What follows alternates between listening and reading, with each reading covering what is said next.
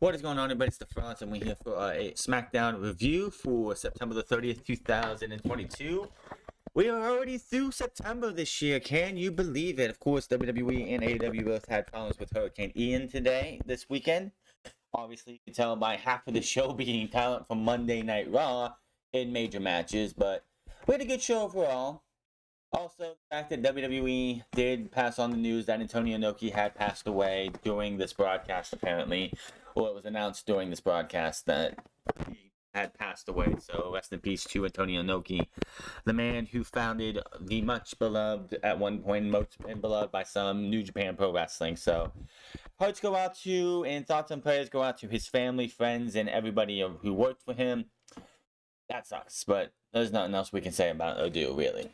So, let's see here. The show started off, if I can find where it's at. Oh, yeah. Sami Zayn makes his way out. He has a new video board that is in the style of the Usos, except it says Honorary Us on it. So, him and Solo Sikoa took on Ricochet and Madcap Moss to kick off this show. This was a really fun tag team match. Like, Solo Sikoa, as we know, as anyone knows, is 8 years younger than his brothers. 8 years. 8-year difference. That's crazy. To be 8 years younger than your brothers and trying to do all this. So him having his partnership with Sami Zayn as part of the bloodline, while the Usos have their part of the bloodline, is great. He's young. He's somebody who Sami said he's taken under his wing, and all those things look good for Solo Sikoa. I could definitely see just the way he looks. And I could definitely see Solo Sikoa, name change maybe, I don't know, being the guy. I could literally see him being the next guy for WWE 5 years from now. When Roman does wrap it up, I could see him just passing the torch straight to Solo, and Solo becoming the man for WWE. So there's that. So you had the match here, Ricochet, of course, Sami Zayn. Starting the match off, the bell rings, they lock up, they exchange submission before Ricochet delivers Solo forearms. Madcap comes in. Solo gets tagged in actually early, and he's just he is such a powerhouse. This dude is bludgeoning Ricochet and Madcap Moss to the point, and it's a thing of beauty. It really is to see him go out there and just beat the living hell out of these guys. So, Matt Moss actually hits a damn near picture-perfect suplex, jackhammer, which came close to picking the win, but Solo Sikoa breaks that up. 2-minute spell on the outside as Ricochet looks to take out Sikoa. Lights go out quickly, which is another White Rabbit tease, apparently. I'm not going to get into that. Sikoa meets him there with a chair as the referee is distracted. He threw that right into his face. I am surprised the dude did not get a concussion. Holy shit, but Solo Sikoa and Ricochet will have a match next week. Now, Sikoa tags in as Madcap Moss is starting to get going with his run and everything. He tags in, blind tag in. He hits the swinging solo for the pin and the win. So, Sami Zayn and Solo Sikoa pick up the win. After the match, Moss grabs Sami by the beard as he's talking trash to him. He kicks him up, but Solo comes over and starts beating the shit out of him. Gets him in the corner. Hits one of the hip attacks. Sami tries to back around. He's like, fuck this. Hits another one. Sami backs him up again. He's like, no. And then hits him again for a third time. Sami raises his hand. And that's how the match, and that's how everything ends. So that was that. So, very good match. Very good opening match here. Great to see how the bond between Sami and Solo is getting there. As we head backstage, we see Sami and Sikoa. Sami celebrates the win as they approach the Bloodline's locker room. Jey Uso emerges and says there's a quick... He was there to check on his brother to make sure he did what he did. Sami says that's good because Jey lets him in the dressing room. He stops Sami and tells him he sees right through him. You got the rule for everyone's out, including my family. And if you come after him and puts his family my family in jeopardy, I will come straight for you. Sami then just says, you might want to take that up with Roman, and now I want to get into our locker room. And he gets in there. Jey is not happy. I like this way they're going. Just the dynamic between Sami Zayn and Jey Uso, and the fact that this man, Sami Zayn, has been taking bullets for this family for months, it seems like. For weeks, at least. He's been taking the bullet. He's taking chair shots for Solo. He's been taking claymores for Roman Reigns. he is the guy who's just going to take the bullets for this family, including Jay and Jimmy Uso. So I wait to see where this goes. I am tired of the Roman Reigns title run, but like the stuff, like the bloodline, if it wasn't for them throwing Sami Zayn into the bloodline, and who knows where this would have went under Vince McMahon. But like putting Sami Zayn in the bloodline and having this interaction with him and Jay being the one guy's like, I don't like this guy. I see that he's got ulterior motives. I don't know what they are, but he has ulterior motives. It really has saved the bloodline from becoming a stale act. It really breathed new life into this group. Because let's face it, if it wasn't for Sami Zayn, I think people would have been over the bloodline a long time ago. I also think the reason Jay is like so pissed off at Sami is the fact that he had to for months get his ass kicked, continue to get his ass kicked by Roman Reigns, and then he finally had to acknowledge Roman Reigns. Whereas Jimmy, Sammy, and Solo just said, "I acknowledge you, Tribal Chief," and they were accepted immediately. While he had to be the one to take a couple lumps before all of it came down. So I think that's just him being jealous, the fact that he got his ass royally kicked for months at the start of this whole bloodline storyline. And now he's just seeing Sami Zayn taking bullets for all them, being the honorarius, gets brought in, and he just isn't happy about it. We get a video package of the feud between Karrion Kross and Drew McIntyre ahead of the strap match at Extreme Rules.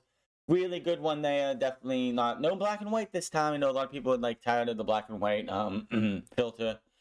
But very the biggest problem with Karrion Kross is his in-ring work is not sharp at all. We'll see what happens. The strap match will help hold his faults, hide his faults and hide his weaknesses. They can go out there and just beat the shit out of each other, hit each other with a strap for a bit. And who knows? Drew wins, Drew loses. We'll have to wait and see. Backstage, Caleb Braxton with Austin Theory says that he learned his lesson after both Brock Lesnar and Tyson Fury in his cash-ins at SummerSlam and Clash at the Castle. He says Drew embarrassed himself more than he did at Clash at the Castle. I mean, WWE embarrassed Drew by not cutting the pay-per-view off after Tyson Fury shook hands with both men. That ending sequence before they went off the air was what embarrassed Drew McIntyre more than anything.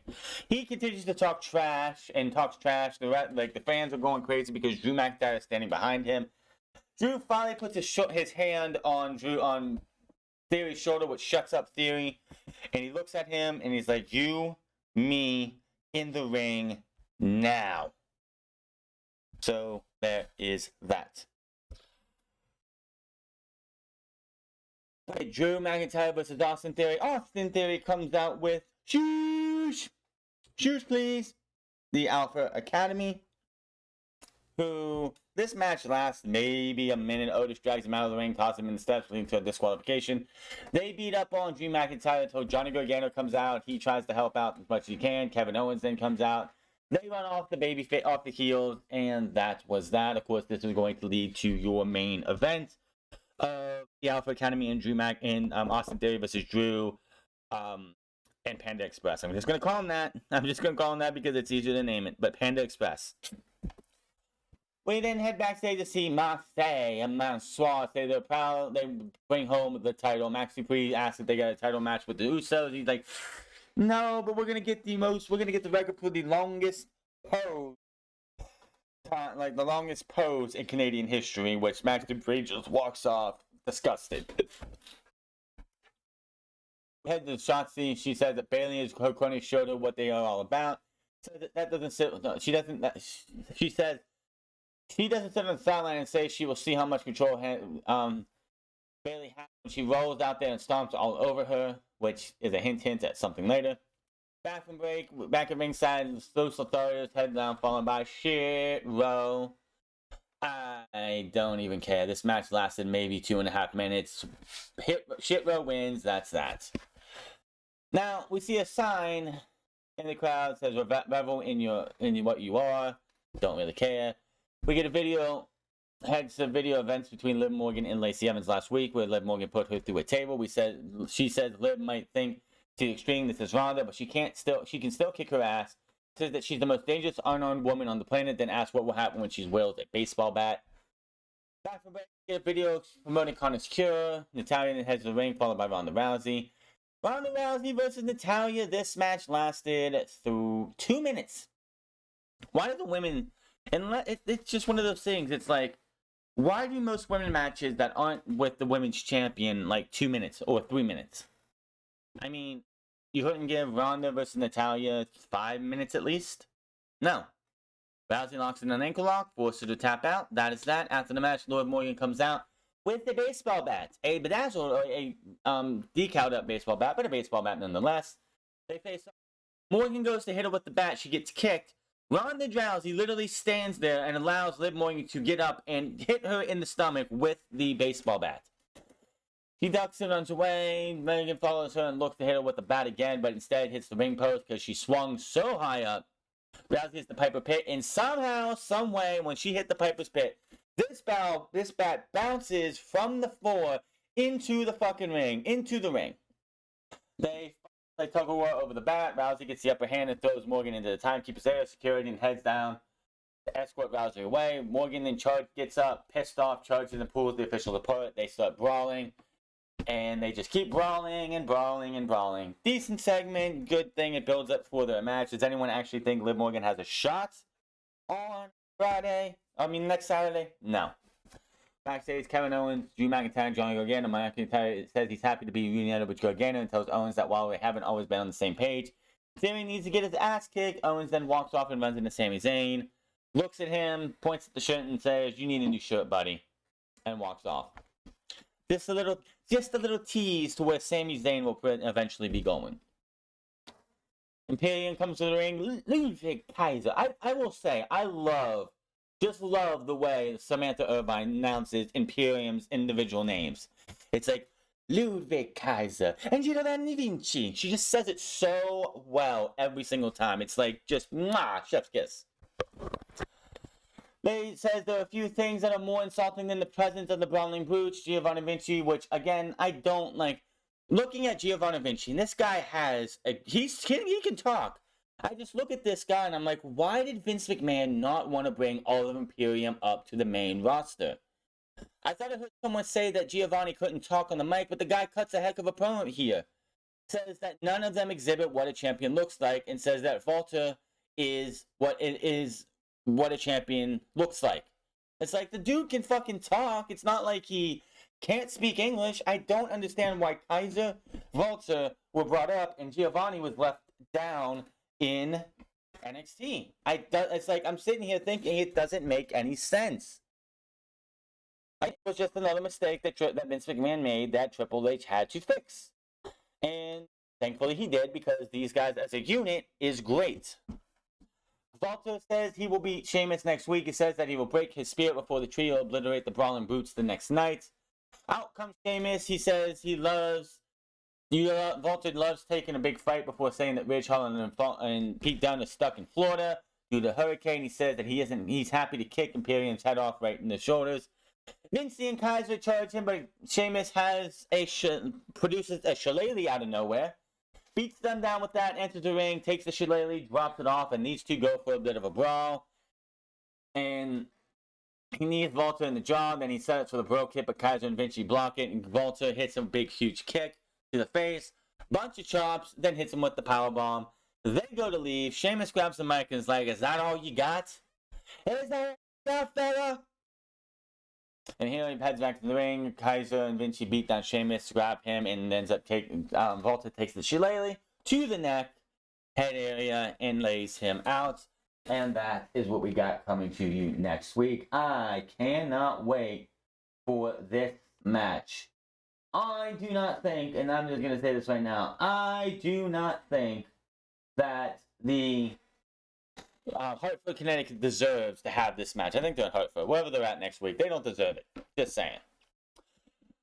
Bailey says Shotzi loves to run her mouth and says that she knows she wouldn't be talking like that if Io and Dakota weren't stuck in Florida. She said she will shut her up before she wins the Raw Women's Championship at Extreme Rules. Then the commentary, we go out there and they extend their condolences to the Inoki's loved ones and everyone else about his passing earlier today, which I did not see anything on any news outlet about Antonio Inoki passing away until Michael Cole said something. Tony Khan said something on socials. Adam Cole, Impact Wrestling. Haven't seen New Japan yet, but I could be wrong. Back to break. Bayley heads to the ring. Shotzi comes down with the TCB tank. The TCB tank is back. The taking care of business tank. So, again, this match lasted maybe, you guessed it, 3 minutes. 2 or 3 minutes. Bayley hits the Rose Plant, and that was that. I know we get a lot of guys matches that go 10, 15, 20 minutes. Why are the women's not getting much? I know people complain and bitch and moan and complain about AEW, rightfully so, but why are the women's matches on WWE television 3 minutes at the most? You know, if Liv Morgan was wrestling somebody, or like if Io Shirai or Io Sky was taking on, it just doesn't make any sense. Why we're getting 3 minute matches for the women's? This should have been 10 minutes at the most. There was no reason these two should not have got a 10-minute match.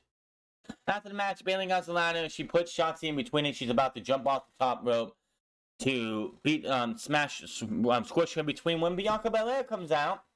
Runs down, makes a save. Bayley attacks Belair from behind. Bayley gets her up on the shoulder and escapes before she stands. And Belair stands tall. Obviously, like I said, Hurricane Ian definitely hurt this show for like talent because you had Bianca Belair here, you had Bayley here with Shotzi, which was already a match made. You had Johnny Gargano, the Alpha Academy, Chad Gable, and Kevin Owens, all from Monday Night Raw. So I wonder how much talent was actually here. Obviously, the segment with Jey Uso was taped last week because Jey Uso can't be in the country because of his past DUI transgressions. The fact that they used Jey Uso was interesting.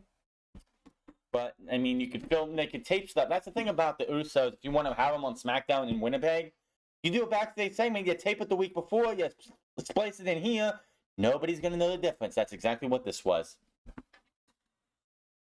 Back from the ring, we have Johnny Gargano, Kevin Owens, and Drew McIntyre versus Austin Theory in the Alpha Academy. It's Drew McIntyre and the Panda Lovers versus the Alpha Academy and Austin Theory.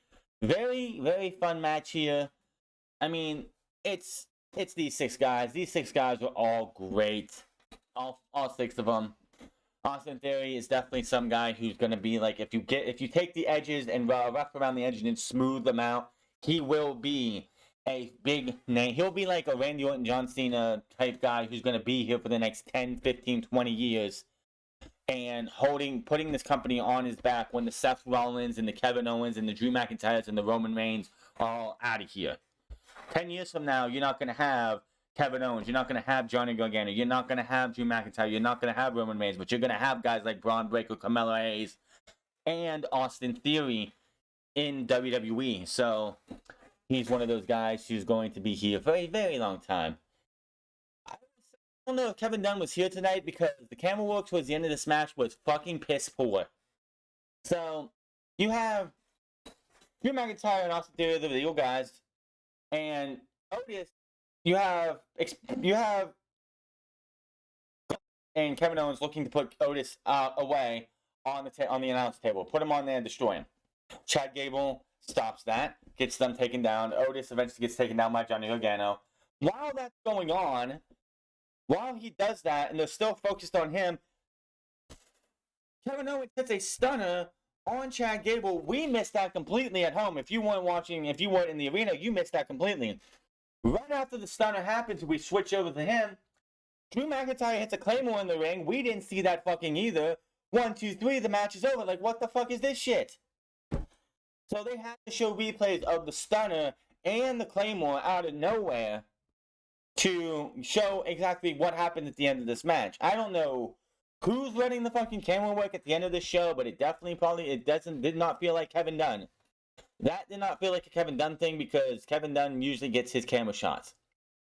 McIntyre grabs a leather whip after that and smacks Austin Theory one time, who just rolls the fuck out of the ring like, I don't want another one of those. And that's how the show goes off the air. With Drew McIntyre standing tall. Overall, really good show tonight. WWE, of course, also got affected by the Hurricane Ian aftermath. So talent are not here, and WWE's thankfully got 2 brands to be able to bring people in. So, yeah, there you go. that is all for your SmackDown review. Hit that subscribe button, comment down below, like or dislike this video. Find me on Monster The France Club, find me on twitch.tv/The France Club, and find me on Instagram at The France Club. And I will see you guys on Monday for Raw. Until then, my name is The France, and I'll see you guys later.